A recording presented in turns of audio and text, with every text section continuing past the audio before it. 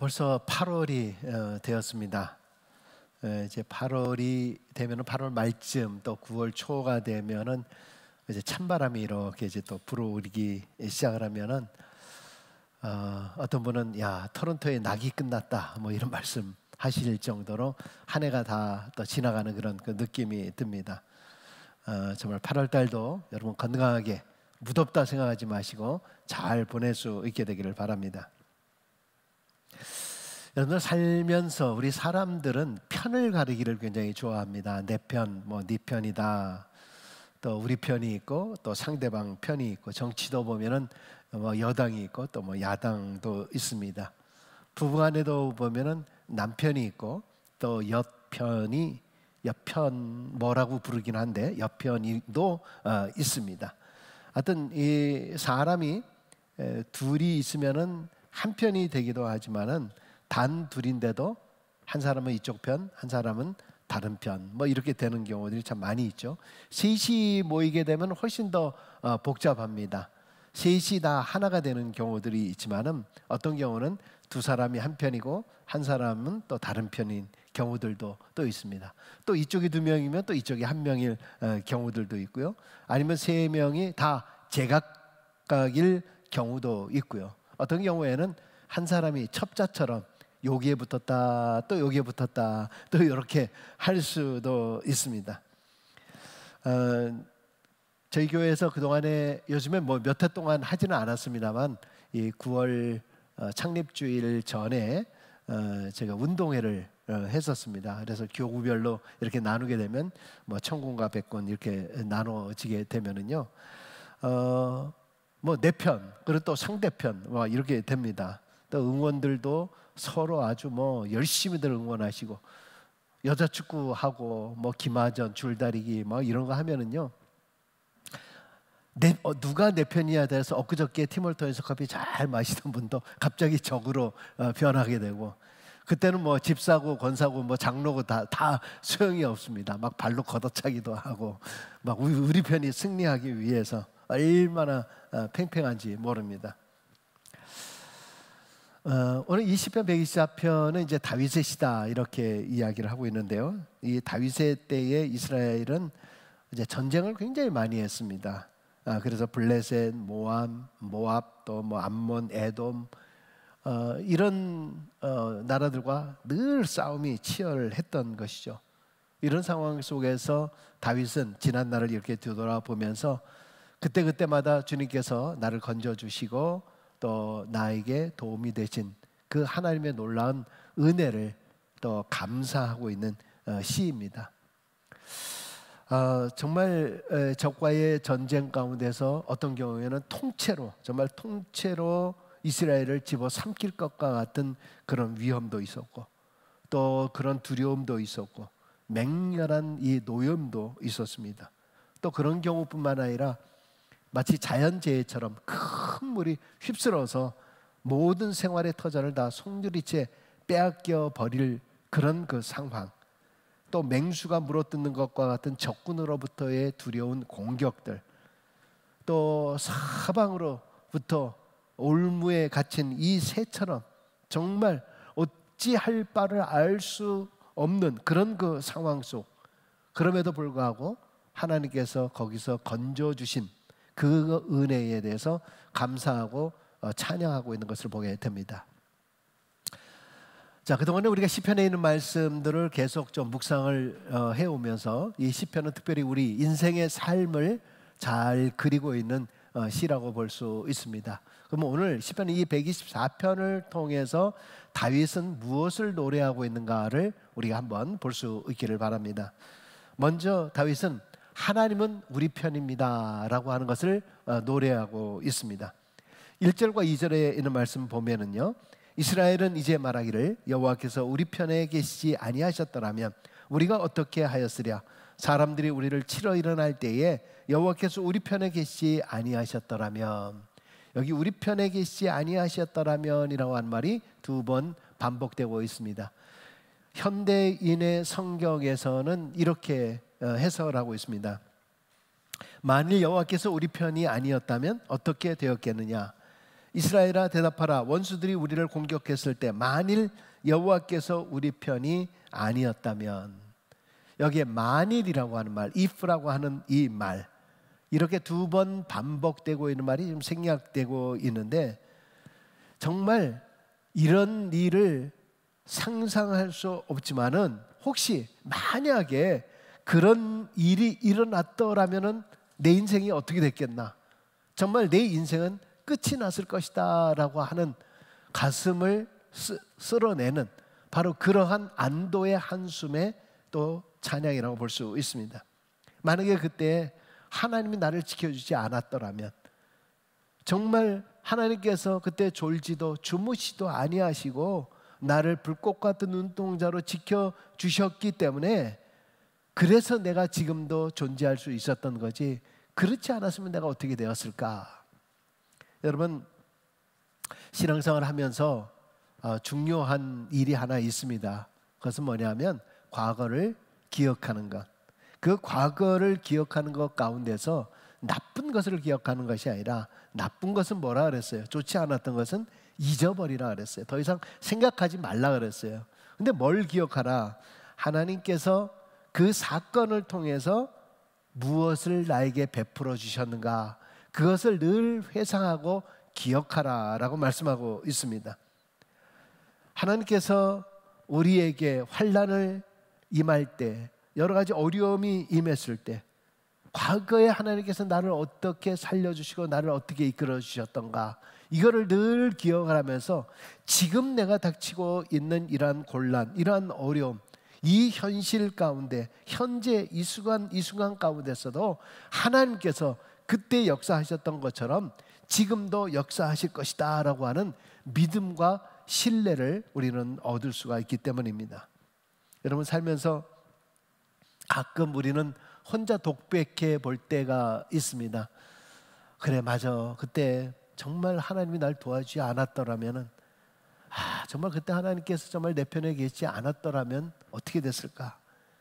정말 내가 지금 사방으로 우겨쌈을 당하게 되는 그런 기가 막힐 상황이었었는데, 거기서 정말 하나님이 함께 해주지 않았다면 내가 지금 어떤 상황이었을까. 여러분, 그것을 한번 생각해 본 적이 있었을 것입니다. 오늘 시편 124편은 자신의 과거를 해석하면서 정말 하나님 앞에 감사의 찬양을 드리고 있는 것입니다. 과거를 해석한다라고 하는 이 말은 과거에 나의 어렵고 너무 힘들었어 라고 하는 그것을 생각하는 것이 아니라, 그 힘든 시간에도 하나님께서 나에게 무엇을 해 주셨던가, 어떻게 해 주셨던가를 늘 생각해 보라 라고 하는 말입니다. 여러분, 그래서 신앙의 사람들은요, 항상 자신의 과거에서 감사의 이유를 늘 찾아냅니다. 그러나 불신앙의 사람들은요, 늘 불평이 많아요. 정말 그래서 내가 오늘 내가 이렇게 됐어. 정말 그 일 때문에 내 인생이 망쳤어. 그 사람을 만나가지고 우리 집안이 다 무너지게 됐어. 그 사람만 안 만났었더라면 하면서 늘 차라리 내가 그때 그 일을 하지 않았었더라면, 늘 이런 것을 가지고 있으면서 그것이 다시 돌아오지도 않는데도 불구하고 원망과 불평과 입만 열면은 그런 일들이 벌어지는 경우들을 보게 됩니다. 여러분, 다윗은 자기의 지난 날에 도대체 어떤 일이 있었던가, 여러분 한번 보세요. 어떻게 자기의 지난 날 한번 그렇게 묘사하고 있는데, 먼저 1절과 2절 같은 말입니다만은 다시 한번 보십시다. 이스라엘은 이제 말하기를 여호와께서 우리 편에 계시지 아니하셨더라면 우리가 어떻게 하였으랴. 사람들이 우리를 치러 일어날 때 여호와께서 우리 편에 계시지 아니하셨더라면. 여러분, 이 시편의 앞에 부제가 뭐라고 되냐면 성전에 올라가는 노래라고 이렇게 기록되어 있습니다. 지금 이야기는 뭐냐면 하나님께로 예배하러 올라오는 사람들은 늘 이런 생각을 해봐야 한다는 겁니다. 그러니까 지난날에 하나님께서 내 편이 되어 주셨던 것들, 지금 내가 힘들고 어렵지만은 주의 성전에 나올 때 하나님께서 내 편 주었던 것을 다시 한번 이 자리에 앉아서 생각해보고 또 묵상해보고 내 입으로 시인해보는 거죠. 그래서 그것을 찬양으로 올려드리는 겁니다. 여러분, 이게 왜 좋은가? 무엇이 좋은가? 그렇게 하다 보면은 예배에 큰 도움이 됩니다. 여러분, 허겁지겁 교회에 달려오거나 아니면 마음의 준비도 없이 갑작스럽게 빨리 해치워버리는 그런 그 예배가 되면은 도저히 느낄 수 없는 그러한 은혜와 감사인 것입니다. 그렇기 때문에 우리가 성전에 올 때는 벌써 뭐 1시간 전에 준비하고 마음으로 준비하고 이렇게 해서 우리가 교회에 오게 됩니다. 이 정성이라고 하는 것은 이건 대단한 것입니다. 물론 온라인 예배에 앉아서도 정성껏 미리 앉아서 하나님 앞에 예배 드리는 경우들도 있지만은 정말 이 예배를 드리기 전에 먼저 일주일간의 내 삶을 다시 한번 이렇게 묵상해 보는 것, 그래서 하나님의 은혜를 다시 한번 돌아보는 것, 이것이 내 신앙생활에 얼마나 큰 도움이 되는지 모릅니다. 하나님이 그때도 역사하셨는데 지금도 역사하시겠지. 그때도 하나님께서 그래도 내 편 되어주셨고 하나님이 이 순간에도 내 편 되어주시겠지. 그때는 정말 어떤 경우에는 하나님을 원망하고 하나님이 정말 보이지도 않았는데, 근데 가만히 보니까 그때에도 하나님이 내 곁에 있었었어. 그때에도 하나님이 나를 도와주셨던 거야. 그때는 안 보였지만, 그래서 오늘 내가 이렇게 신앙생활 하고 내가 이렇게 건재할 수 있었던 거야. 1861년에 미국에 남북전쟁이 있었죠. 이제 북군의 지도자는 우리가 잘 알고 있는 미국의 16대 대통령 아브라함 링컨이었고요. 또 이 남부 쪽에는 남부 7개 연방으로 모여진 바로 거기에 지도자는 로버트 리 사령관이었습니다. 이 사람은 아주 전쟁에 굉장히 능한 사람이었는데 이 북쪽에는 이 로버트 리만큼 유능한 장군이 없었기 때문에 전쟁 초기에는 늘 싸울 때마다 항상 북군이 패배하는 겁니다. 그러니 이제 링컨이 대통령이 되고 나서 정말 자기가 할 수 있는 방법이 없으니까 늘 2-3시간씩 눈물로 기도를 했다고 합니다. 그래서 이 링컨 대통령은 백악관을 기도로 만들었던, 기도실로 만든 대통령이다, 이렇게 이야기할 정도였는데, 어느 날 링컨이 기도실에서 기도하고 나오는데 참모가 링컨 대통령에게 이렇게 얘기했다고 합니다. 걱정스럽게 물으면서, 참 대통령님 걱정입니다. 지금 대통령님도 지금 눈물로서 기도하고 있는데 남부에 있는 로버트 리 장군도 눈물로 하나님 앞에 기도하고 있다고 합니다. 지금 하나님도 굉장히 고민이 좀 많으실 것 같습니다. 하나님은 과연 누구의 편을 들어주실까요? 그때 링컨 대통령이 이런 대답을 했다고 합니다. 난 하나님이 우리 편이 되어 달라고 기도하는 것이 아닐세. 나는 우리 북군이 하나님 편에 서게 해달라고 기도하는 것일세. 여러분, 하나님은 언제 어디서나 하나님께 속한 자의 편이 되어 주시는 것입니다. 할렐루야. 여러분, 본문에 나타난 다윗의 고백을 볼 때에 두 가지 흔들리지 않는 원리가 있는 것을 보게 됩니다. 그것은 뭐냐 하면, 다윗의 인생 가운데서 끊임없는 환난과 끊임없는 공격과 끊임없는 위험들이 계속 도사리고 있었다는 겁니다.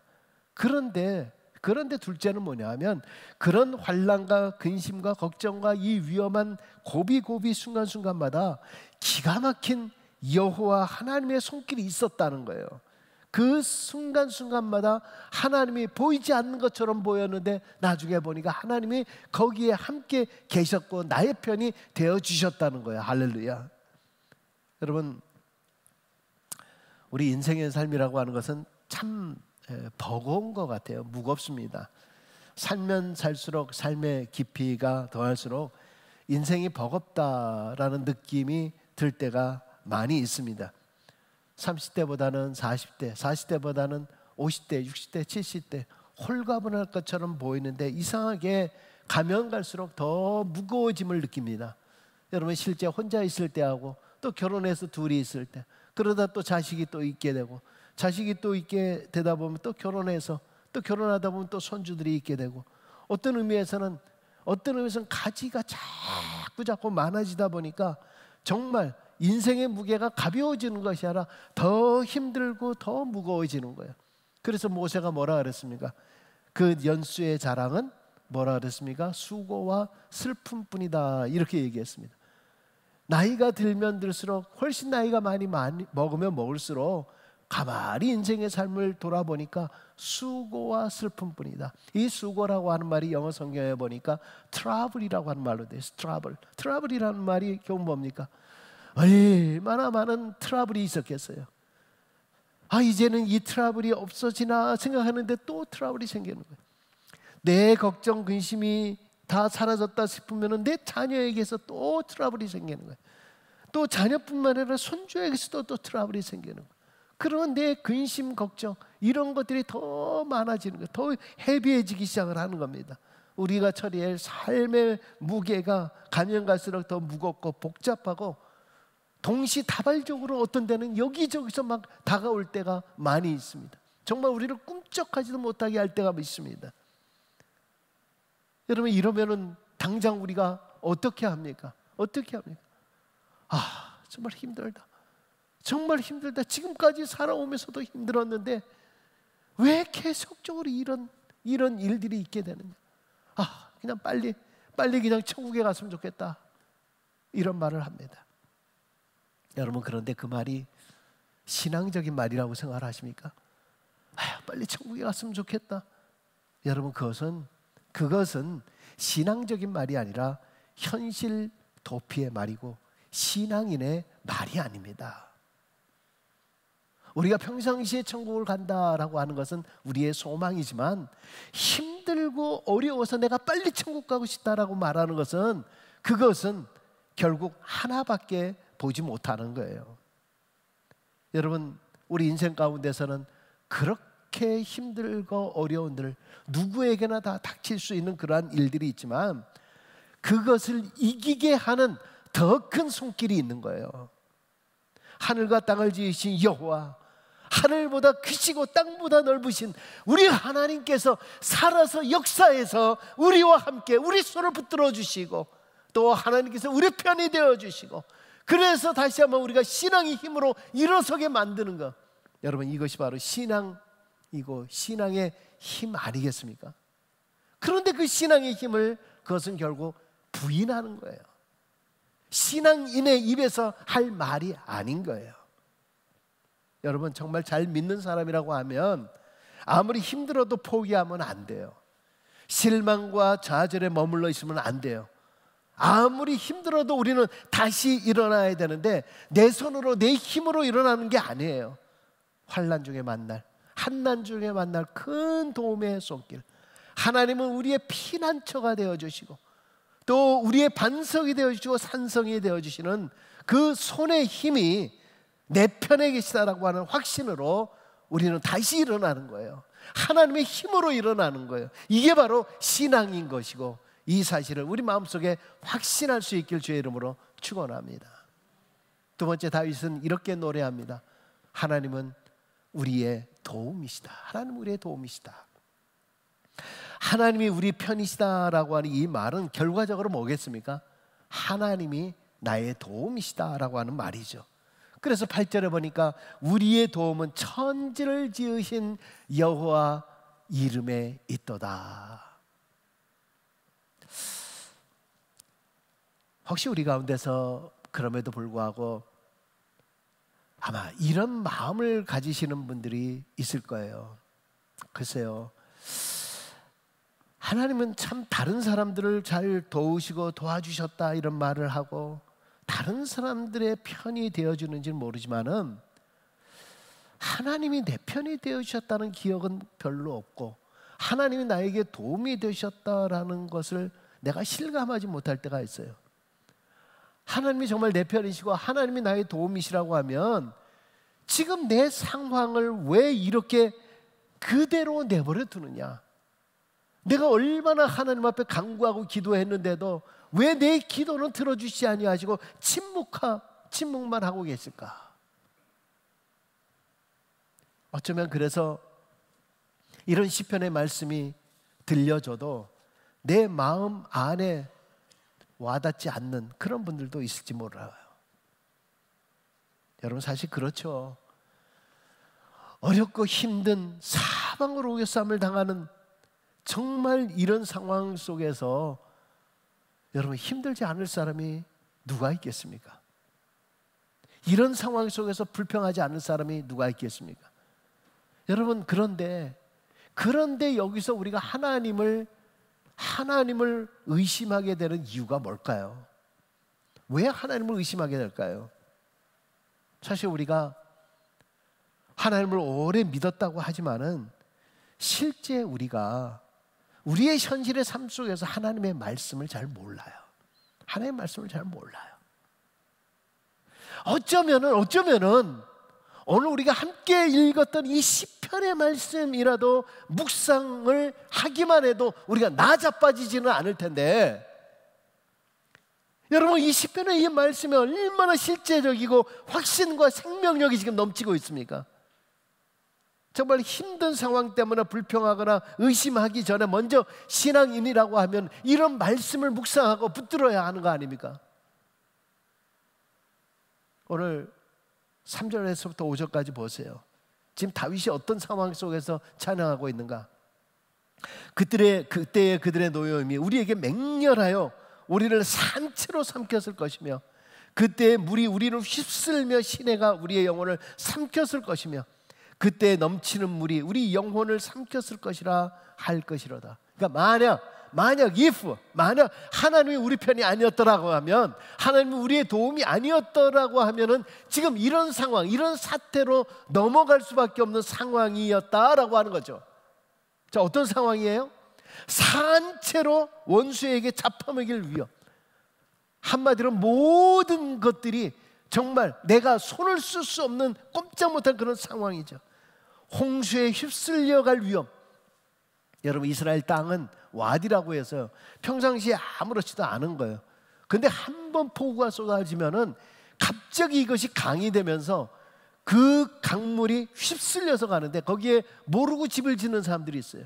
모르고 거기다 뭐 갖다 놓는 사람이 있어요. 좋은 거 다 갖다 놓는 사람이 있어요.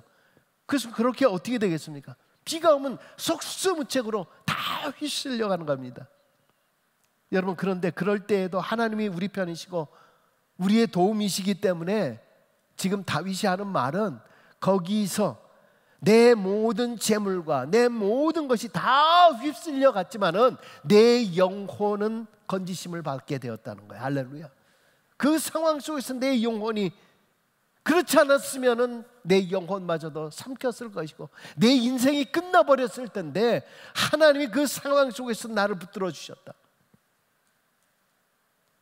여러분 오늘 이 시편 말씀은요, 하나님께서 어떻게 모든 어려움과 위험을 지나가게 해주셨는가, 우리를 어떻게 건져주셨는가에 대해서 말하고 있는 것은 아니에요. 여러분 다윗은 참 힘들고 어려웠던 그런 삶을 살았던 사람 아닙니까? 어떻게 보면 인생의 정말 최악의 상황을 다 겪어본 사람입니다. 원수인 괴물의 포악함, 날카로운 이빨, 그리고 엄청난 이 재난 등을 다 겪어본 사람이에요. 그런데 그 가운데서도 버려지지 아니하고 죽지 아니하고 오히려 도우심을 입었다는 그 자체만으로도 감사하고 노래하고 있는 거예요. 여러분 이런 말씀 있죠? 고린도전서 10장 13절에 보면은 사람이 감당할 시험 밖에는 너희가 당한 것이 없나니, 뭐라 그래요? 오직 하나님의 미쁘사 너희가 감당하지 못할 그런 시험 당함을 허락하지 아니하시고, 시험 당할 그 즈음에 또한 피할 길을 내어주사 너희로 뭐요? 능히 감당하게 하시느니라. 신앙의 사람들은요, 감당할 수 있을 만한 시험을 주시는 거예요. 그런 어려움이 있는 거예요. 여러분 지금 내가 이 정말 너무 힘들다, 나는 이거 지쳐서 쓰러질 것 같아. 그런데 사실 하나님이 여러분의 믿음을 보시는 거예요. 그 믿음을 통해서 그것을 이겨낼 수 있다는 거예요. 그러니까 내가 이것을 당할 때, 내가 너무 큰 환난, 저 사람보다 내가 더 큰 거 당했다라고 생각할 때에, 하나님이 내 믿음을 이 정도까지 보시는 거구나. 나는 이 정도 믿음이 아니라고 생각했는데 내가 이거를 이겨낼 수 있을 정도로 주시는구나. 여러분 그런데 참으로 안타까운 것은 뭐냐 하면, 잘 믿는다는 사람, 신앙생활을 오래 했다라고 하는 사람 가운데서도요, 하나님의 말씀을 잘 믿지 못하는 경우가 꽤 있어요. 그것은요, 자신의 어려운 문제 앞에 사실은 주님의 말씀을 적용해 본 적이 없었기 때문에 그래요. 그 상황 속에서 주님의 말씀을 적용해 보지 못하는 거예요. 자신을 끈질기게 괴롭히는 의심에 대해서도, 지금 닥친 어려운 상황에 대해서도 불평불만이 나오는 상황에서 말씀을 갖다 붙인 적이 없는 거예요. 늘 상황에 휩쓸려서, 홍수가 불어닥치면 홍수에 밀려서 가는 거고, 바람이 불면 바람이 부는 거에 따라가고, 도대체 신앙인인지 아닌지를 모르는 거예요. 그저 자기 나름대로의 생각과 지식과 이 경험, 이 상식을 가지고 대처할 뿐이에요. 하나님께서 왜 우리에게 성경을 주셨을까요? 하나님께서 왜 우리에게 말씀을 주셨을까요? 우리는 가만 보면 내비게이션이나 GPS 탁탁탁 틀어서 얼마나 그것을 신뢰하는지 몰라요.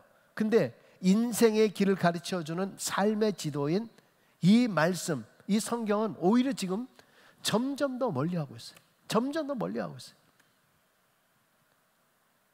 우리가 어딘가의 길을 찾아갈 때 사실은 내비게이션만 믿고 간다는 것도 어떤 경우는 위험한 경우도 있어요. 이상한 길로 가르쳐 줄 경우들도 있어요.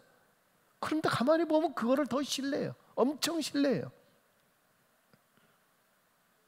여러분, 그런데 사실 우리가 이 신앙인으로 살 때 우리의 삶의 길을 가만히 생각해 보면은 우리 신앙인의 삶이 얼마나 무모하고 모험의 길인지 몰라요.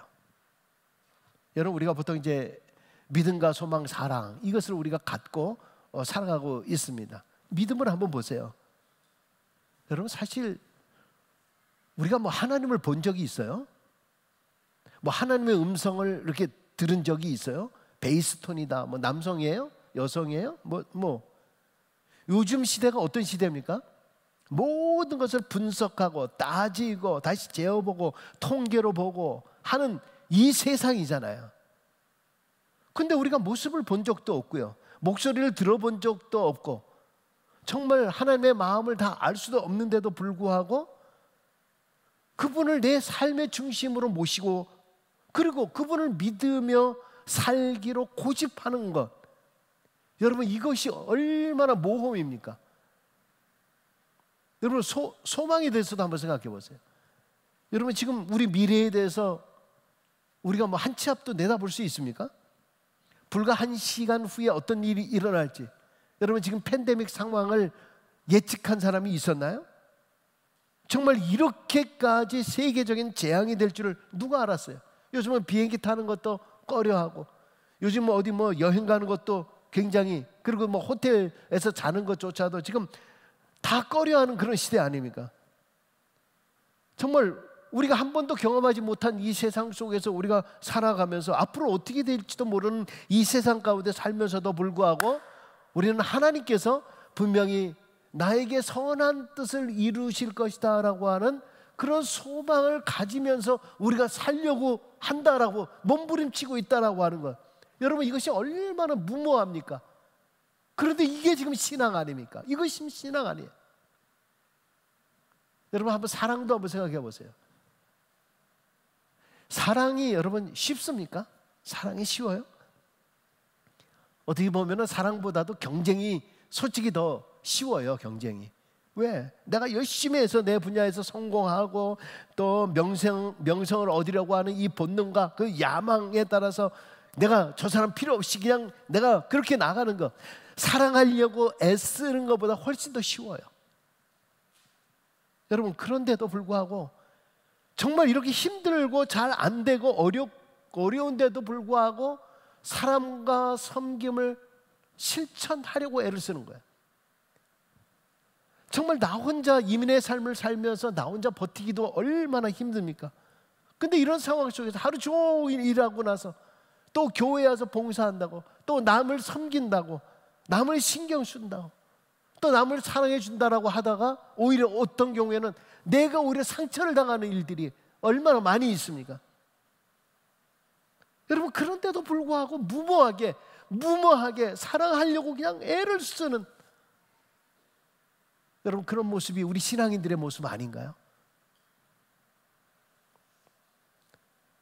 정말 지금 우리가 사는 이 세상이 오늘 시편에 나타난 말씀처럼 괴물의 입처럼 날카로운 이빨에 홍수의 위험 가운데 살아가고 있는 지금 이런 상황. 요즘에 이 중국 같은 경우들을 보면은 홍수가 지금 엄청난 거, 그것뿐만 아니라 이 메뚜기 떼가, 이거 완전히 종말의 징조 아닙니까? 종말의 징조. 여러분, 이런 세상 속에서 우리가 그리스도인으로 산다는 것, 신앙인으로 산다라고 하는 것이 얼마나 어렵고 힘들고 위험합니까?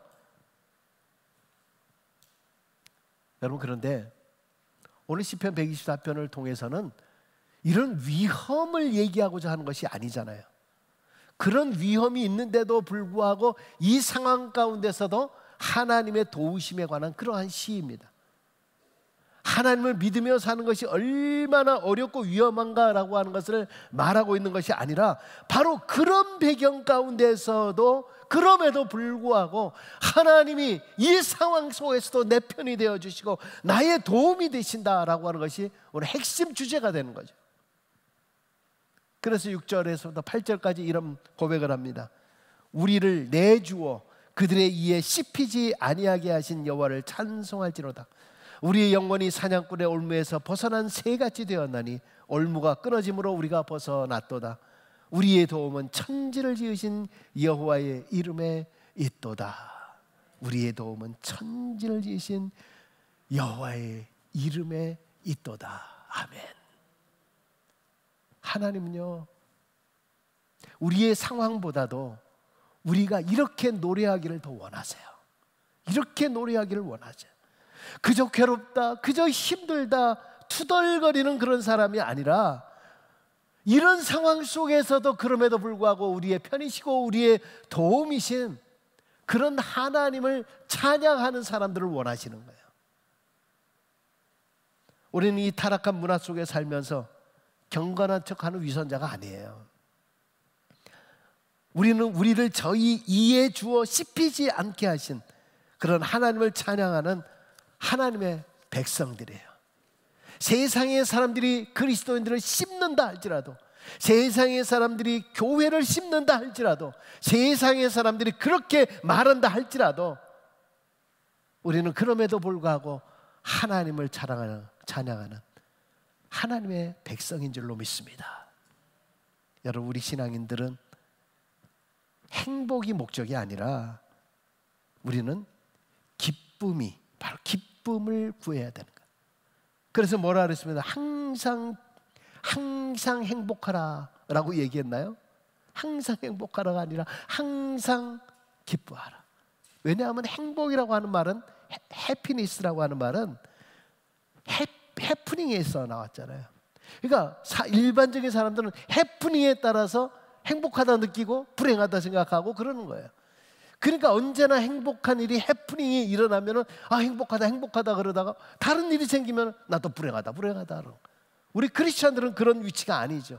우리 크리스찬들은 어떤 상황 속에서도 rejoice, 우리는 항상 기뻐하는 존재예요. 그래서 상황이 힘들고 어려워도 그때 상황에 따라서 맨날 움직여 나가는 그런 온도계 같은 사람이 아니라, 그럼에도 불구하고 그런 상황임에도 불구하고 항상 기뻐하기로 결심하는, 우리는 온도 조절계가 돼요. 추운 곳에서는 따뜻한 바람을 불어 넣어줘야 되고, 또 더운 곳에서는 시원한 에어컨과 같은 그런 사람이 되는 것, 바로 그런 존재가 우리 신앙인이고, 그런 사람들이 기쁨의 행복을 누리게 되는 것입니다. 여러분, 아무리 힘든 세상이라도, 아무리 어지러운 세상일지라도, 한 번도 경험해 보지 못하는 이 세상 속에 산다 할지라도 우리가 한숨 짓고 한탄하는 것이 아니라 이 가운데서도 우리는 승리의 노래를 부르셔야 합니다. 우리의 행복과 만족은 사람이나 상황이 아니라 하나님께 있습니다. 우리의 삶을 결정하는 것은 상황이나 어려움이나 문제가 아니라 오직 하나님이십니다. 우리의 생애는 우리가 겪는 어려움과 위험만이 아니라 우리의 편이시며 우리의 도움이신 하나님으로 인해서 세워지심을 믿고 오직 주님만 바라보며 담대히 주님을 찬양하며 기뻐하며 살기로 결심하는 우리 모두가 될 수 있기를 주의 이름으로 간절히 축원합니다. 기도하겠습니다.